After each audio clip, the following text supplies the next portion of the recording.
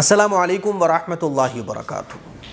حج کرنے اور قربانی کرنے کے سلسلے میں ایک بڑی غلط فہمی ہمارے معاشرے میں پائی جاتی ہے، اس غلط فہمی کی طرف میں آپ لوگوں کی توجہ دلانا چاہتا ہوں۔ حج کے سلسلے میں یہ غلط فہمی پائی جاتی ہے کہ لوگ یہ سمجھتے ہیں کہ پہلے ماں باپ کو حج کرائیں گے، اس کے بعد ہم حج کرنے جائیں گے۔ کوئی شخص حج کر سکتا ہے، اس کے اوپر حج فرض ہے، لیکن سماج کے معاشرے کے ڈر کی وجہ سے وہ حج کرنے نہیں جا رہا ہے، کیونکہ اگر وہ حج کرنے چلا گیا تو لوگ یہ کہیں گے دیکھو ماں باپ کو چھوڑ کر اکیلے ہی حج کرنے چلا گیا۔ کوئی اس وجہ سے حج کرنے نہیں جا رہا ہے کہ میں تو اپنی بیوی کے ساتھ جاؤں گا حج کرنے، حالانکہ وہ حج کرنے جا سکتا ہے، اس کے اوپر حج فرض ہو چکا ہے۔ ایسے ہی جناب علی قربانی کے سلسلے میں بھی بڑی غلط فہمی لوگوں کے بیچ پائی جاتی ہے۔ بعض لوگ یہ سمجھتے ہیں کہ ایک سال ابا کے نام سے، اگلے سال اماں کے نام سے، پھر اگلے سال بیوی کے نام سے، پھر اس کے بعد میں کبھی دیکھوں گا میں کیا کروں گا اپنے نام سے قربانی کر کے۔ اور کہیں کہیں تو ایسا بھی دیکھنے کو آیا کہ 4-5 بھائی مل کے جو ہے نا وہ ایک بکرا خرید کے لے آتے ہیں کہ اس کی قربانی کر دیں گے، ہو گئی قربانی۔ یہ دو بڑی غلط فہمیاں ہیں جو ہمارے سماج میں، معاشرے میں پائی جاتی ہیں۔ خوب اچھے طریقے سے سمجھ لیجئے، حج جس کے اوپر فرض ہوگا اس کو حج کرنا ہے۔ جیسے نماز ہمارے اوپر فرض ہوتی ہے تو ہمارے اماں ابا پر الگ فرض ہوتی ہے، ہمارے اوپر الگ فرض ہوتی ہے۔ اماں ابا کے اوپر فرض ہوگی تو وہ ادا کریں گے اپنا فرض، ہمارے اوپر فرض ہوگا کوئی عبادت تو ہم اس کو الگ اپنی عبادت ادا کریں گے۔ رمضان کے روزے ہمارے اوپر فرض ہیں، ہمارے ماں باپ کے اوپر الگ فرض ہیں، ہماری بیوی کے اوپر الگ فرض ہے۔ ہمیں اپنے روزے رکھنا ہے، بیوی اپنے رکھے گی، ماں باپ اپنے رکھیں گے۔ ایسے ہی قربانی یہ کوئی شوق نہیں ہے، حج کوئی شوق نہیں ہے، بلکہ یہ ایک عبادت ہے، اور شریعت نے کہا کہ جس کے اوپر حج فرض ہو اس کو حج کرنے جانا ہے، جس کے اوپر قربانی واجب ہو اس کو قربانی کرنے جانا ہے، اس کو قربانی کرنا ہے۔ اب کس کو قربانی کرنی ہے، کس کو حج کرنا ہے، بہت آسان لفظوں میں سمجھو۔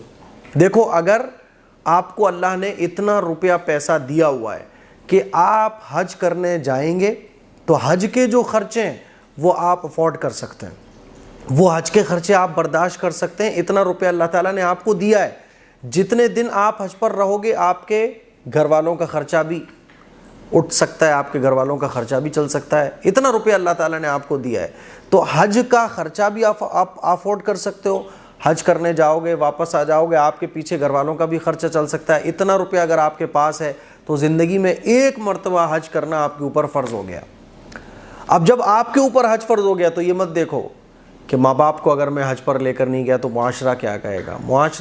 معاشرے میں تو لوگ کچھ بھی بولتے رہیں گے، لوگوں کو علم نہیں ہے، علم نہ ہونے کی وجہ سے جہالت بھری باتیں ہوتی رہتی ہیں۔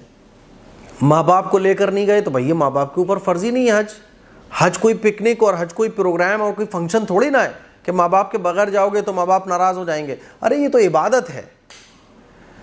حج کرنے جس کے اوپر حج فرض ہو گیا وہ حج کرے گا، اس میں ماں باپ کو لے جانا، بیوی کو لے جانا یہ کوئی ضروری نہیں ہے۔ بھائی جس کے اوپر فرض ہوگا وہ کرے گا۔ اللہ نے آپ کو مال و دولت خوب دیا ہے تو بیوی بچوں کو اور ماں باپ کو بھی لے کے چلے جاؤ۔ لیکن اگر آپ کے اوپر فرض ہو گیا اور آپ حج کرنے جا سکتے ہو، پھر بھی آپ ڈیلے کر رہے ہو خواہ میں، بس سماج کی وجہ سے، معاشرے کی وجہ سے، جہالت بھری باتوں کی وجہ سے، یا آپ کو صحیح علم نہیں ہے، تو یاد رکھو آپ حج کو چھوڑنے والے کہلاؤ گے اور آپ گنہگار ہو گے۔